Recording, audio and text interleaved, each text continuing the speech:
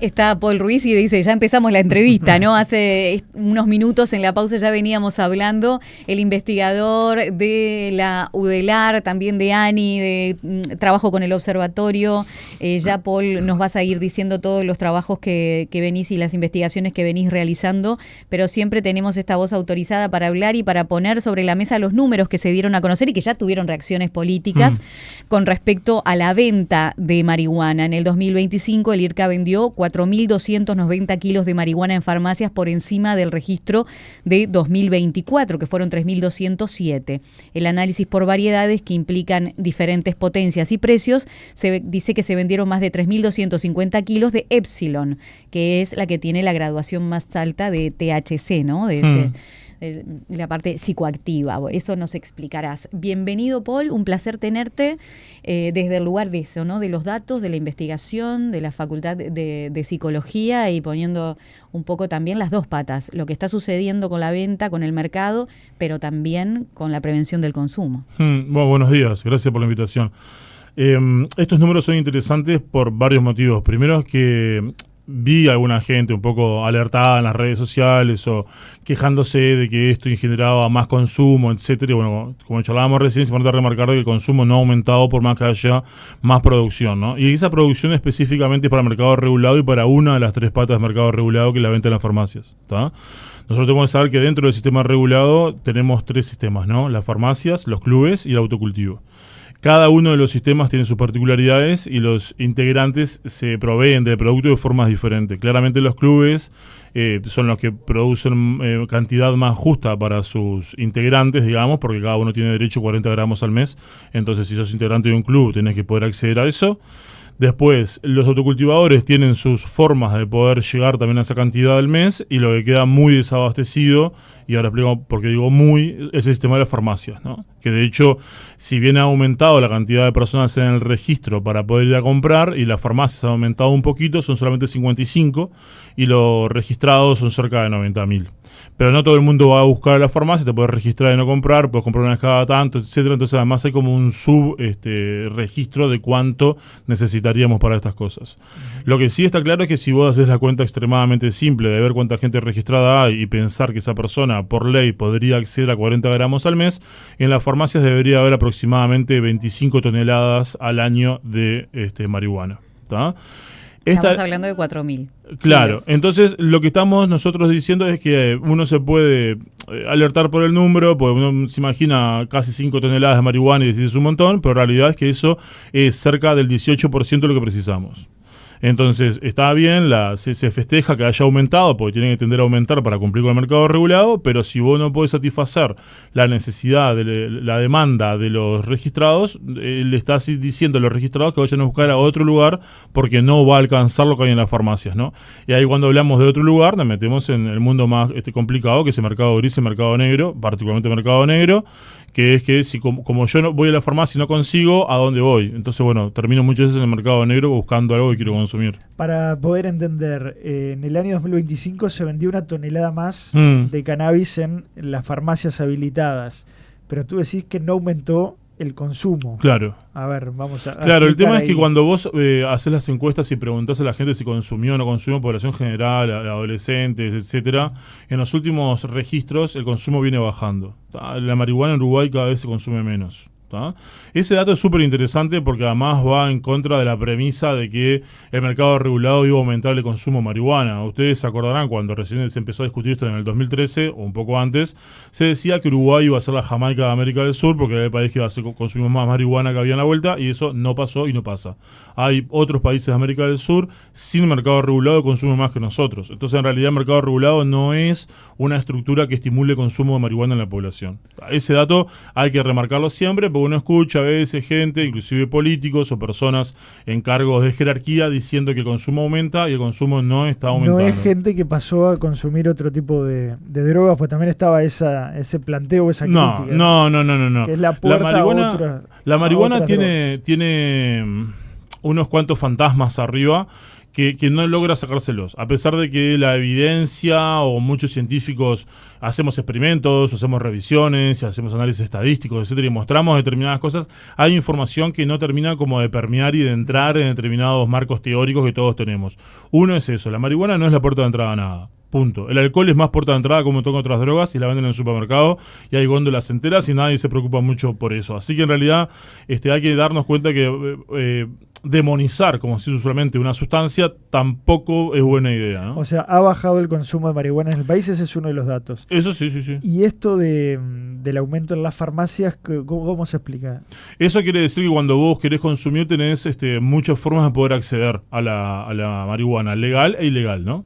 Entonces, si yo produzco más y vendo más en la farmacia, lo que hago es decirle al usuario que puede por esta vía conseguir la sustancia de calidad, que es el objetivo del mercado regulado, producir algo que vos lo puedas conseguir y que además lo que tú conseguís sea de calidad. Porque si tú vas a mercado negro a conseguir porque querés consumir y no hay en las farmacias, terminás comprando cualquier cosa que vos no sabes ni qué es, ni de dónde viene, ni qué le hicieron, etcétera. Ese aumento entonces en las farmacias quiere decir que la gente fue menos al mercado negro. Bueno, fueron menos a otros lugares. También podemos discutir si gente que estaba en los clubes se fue de los clubes, se fue a la farmacia. Correcto. Podemos ver a esa gente cómo se movió, digamos, ¿no?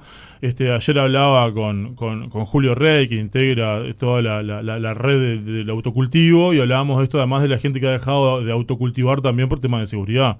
Entonces de repente vos antes autocultivabas y te robaron todas las plantas 2 o 3 veces en tu casa y decís, ¿sabes qué? Me registro y compro en la farmacia cuando hay y me saco este tema de arriba de andar cuidando las plantas en mi casa porque me las roban.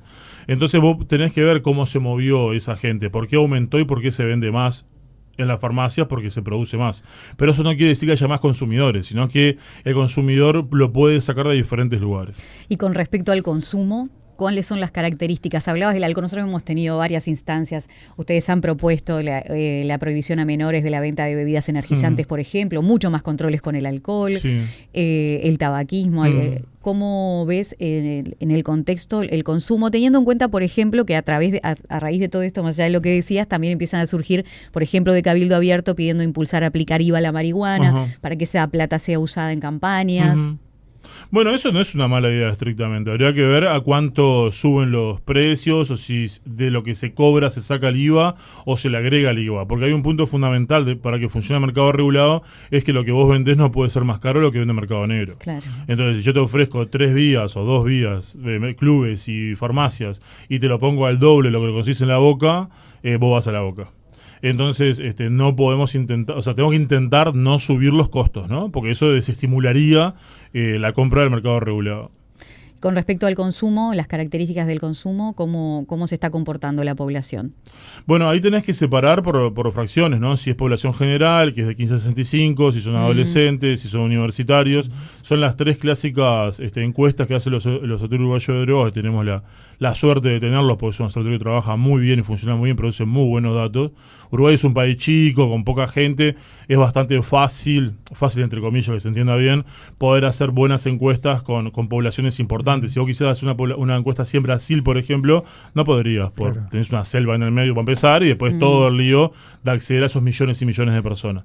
Uruguay tiene muy buenos datos respecto a esas cosas, como además Uruguay no penaliza la tenencia en el consumo, la gente no tiene problemas en poder declararlo, porque muchos países pasan que vos vas y decís, mirá que poco alcohol se consume en Medio Oriente, y sí, porque si dicen sí consumo, las consecuencias pueden ser complicadísimas. Claro. Entonces Uruguay en ese sentido tiene datos muy, muy interesantes y son bastante claros, digamos, ¿no? ¿Cuánta gente consume marihuana en total? Bueno, ¿existe esa cifra? Sí, existe una cifra estimada entre lo registrado y lo no registrado que ronda los 355.000 usuarios. Ajá. Básicamente la mitad más o menos viene de lo registrado, que son autocultivadores, clubes y registro de farmacias, y después hay todo un porcentaje grande que lo consume, pero la obtiene de diferentes lugares. En el registro de farmacias la mayoría son hombres, un 63% y un 53% son mujeres. Sí. En todas las drogas pasa, menos para el alcohol, 43 debía decir mujeres. Para el alcohol y creo que para el tabaco, después para el resto todos tienen alguna perspectiva de género para debatir. La cocaína prefieren los hombres, la psicofármaco prefieren las mujeres, la marihuana prefieren los hombres.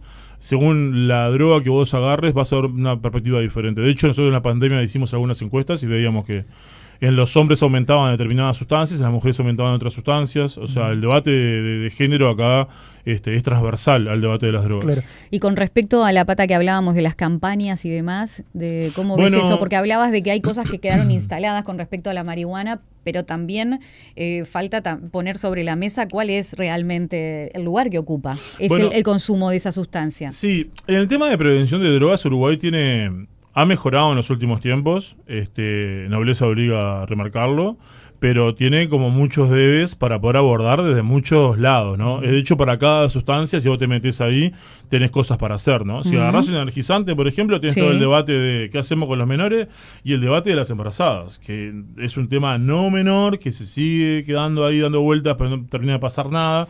Si agarrás la marihuana, tenés este debate de decir, bueno, está el mercado regulado, pero campañas que expliquen sobre la prevención o determinadas consecuencias o a dónde recurrir si te pasan determinadas cosas, etcétera, falta bastante, ¿no? El énfasis en el no consumo antes de los 18 años y toda esta cuestión. Bueno, el alcohol es un lío descomunal, porque el alcohol no hay básicamente prevención desde ningún punto de vista. Es un poco duro lo que estoy diciendo, lo sé, pero si vos te pones a ver lo que debería pasar y lo que pasa, cuando vos lo tenés en góndolas completas en cualquier supermercado, debería haber mucho más de lo que hay. Claro, está bien el punto de vista, Paul, de la alarma ante la marihuana y la baja percepción de riesgo ante otras sustancias. Bueno, en la comparación con otras sustancias puede ser baja, pero es importante remarcar que la percepción de riesgos no ha bajado desde que se creó el mercado regulado tampoco. No, por eso digo que con la marihuana en realidad hay como más alerta y enseguida como... Sí, claro, ¿no? Sí, y con otras sustancias... Bueno, eso es algo que se ha planteado, el tema de la percepción de riesgo. Tú decís que no bajó el hecho de que sea legal. Si vos agarrás las series temporales antes de 2013 y después de 2013, es estadística, digamos, y comparás la proporción que te dice que la marihuana es muy dañina cuando la consumís, es básicamente la misma. Si tú la comparás con otras drogas, sí podrías decir tipo, che, qué bajo esto comparado con X droga. Ese es otro debate, pero si vos comparás la marihuana consigo misma en el tiempo, antes y después del 2013, se mantuvo eso no cambia. La percepción. Y respecto a los efectos, ¿no? Ya con un tiempo interesante para poder analizar en temas de salud mental, ¿qué se puede decir? ¿Hay información? Sí, no hay tanta información como el alcohol, que el alcohol tiene determinadas cosas que la hacen más práctica a nivel científico, por ejemplo, que conoces mucho mejor la molécula y podés, se consume hace mucho más tiempo que la marihuana, hay mucho más información del alcohol. La marihuana tiene muchas cosas que son complejas, como esto de cuánto es CBD, cuánto es THC, cómo interactúan las moléculas, que no es lo mismo que no tenga CBD a que tenga un poquito de CBD, entonces tenés que hacer un montón de experimentos para poder entender determinadas cosas. Lo que sí está claro es que, bueno, que no es inocua, que genera determinados daños tanto en el sistema nervioso como en el sistema respiratorio y otras partes del cuerpo también.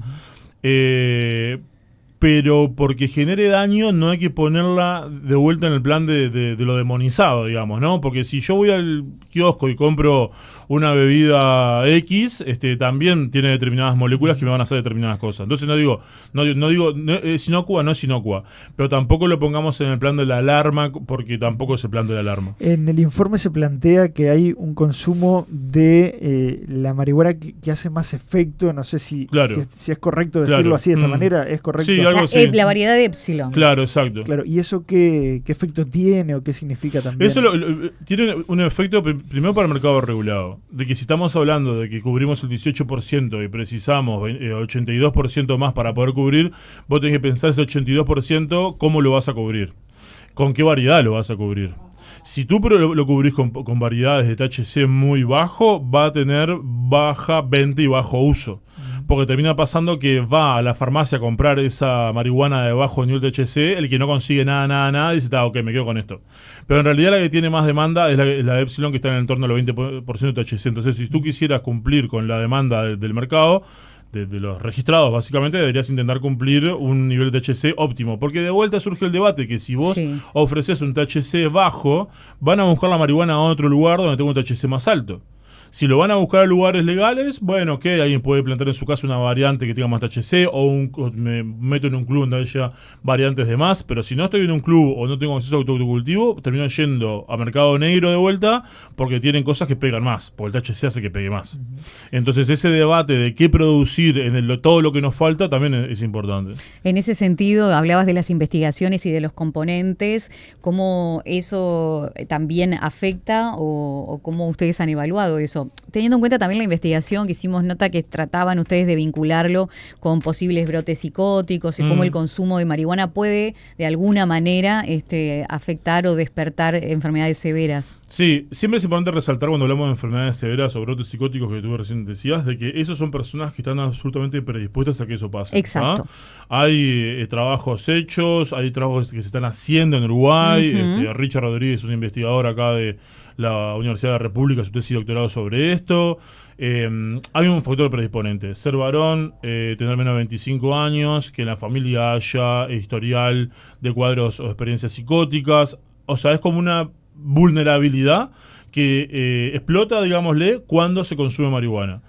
¿Qué hay ahí de complicado o de peligroso, si querés decirle? Es que lo he visto con pacientes, por ejemplo. Un adolescente va a fumar por primera vez y no va a saber qué va a pasar.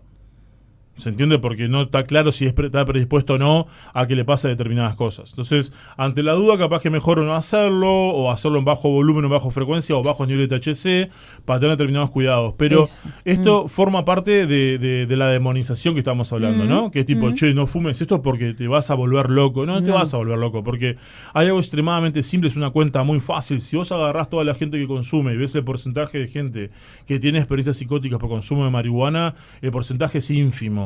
Entonces, ¿la marihuana genera cuadros o brotes psicóticos? No genera brotes psicóticos. Desde el comienzo de la ley y de su aprobación, se planteaba esa diferencia entre Montevideo y el interior, teniendo en cuenta que en el interior había más reticencia de las farmacias a vender la droga.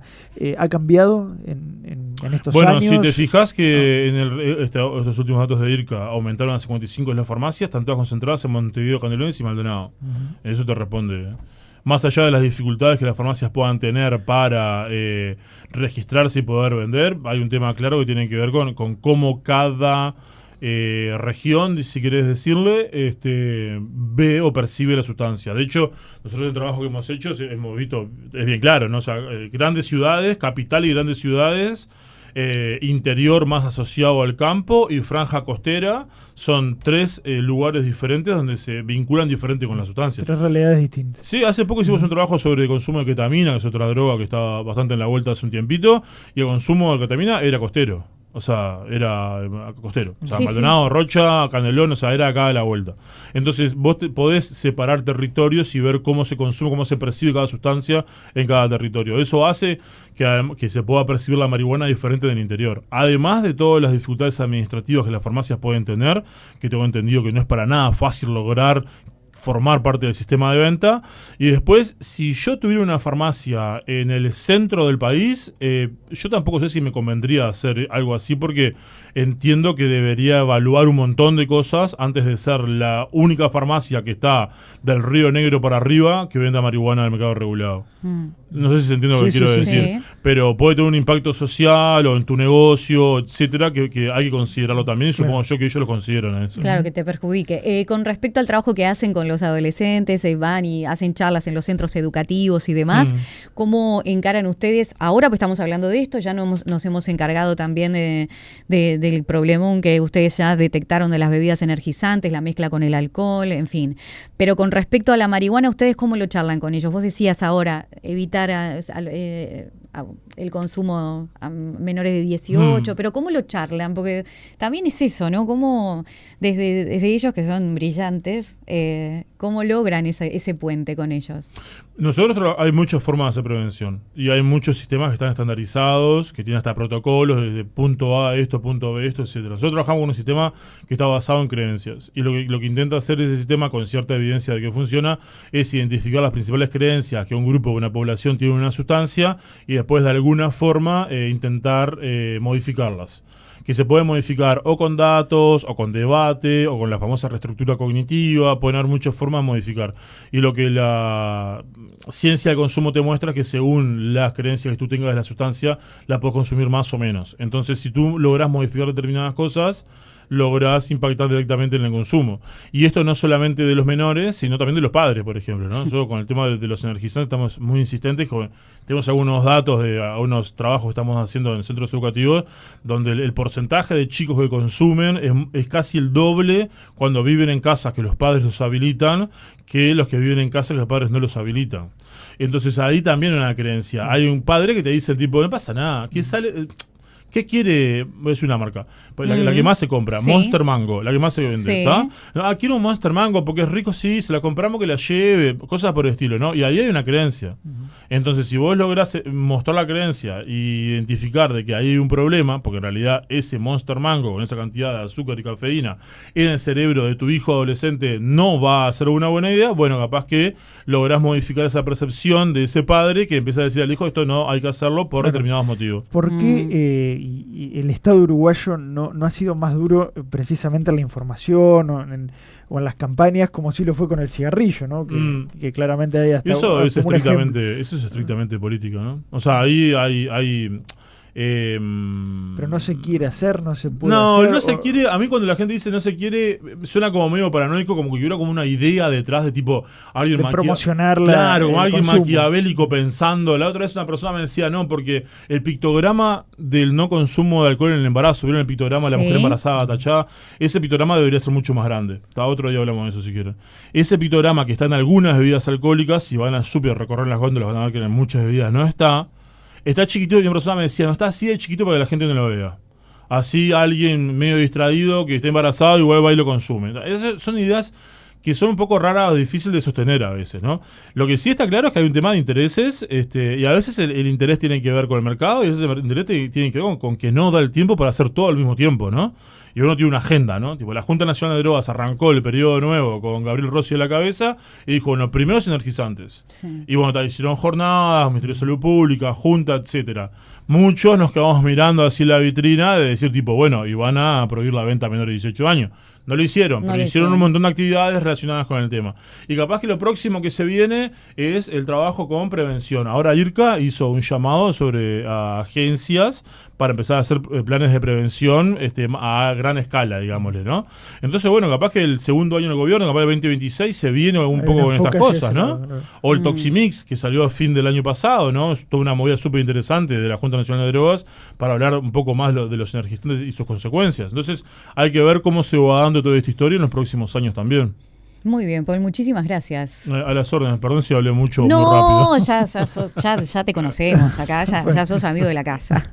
Muy claro, gracias. Paul Ruiz, psicólogo, investigador, que está, ya tenemos como 3 temas para seguir hablando y seguir avanzando, pero marcando en realidad dónde están los grandes problemas en estos días, que a veces queda el ruido por otro lado y no donde nos tenemos que preocupar.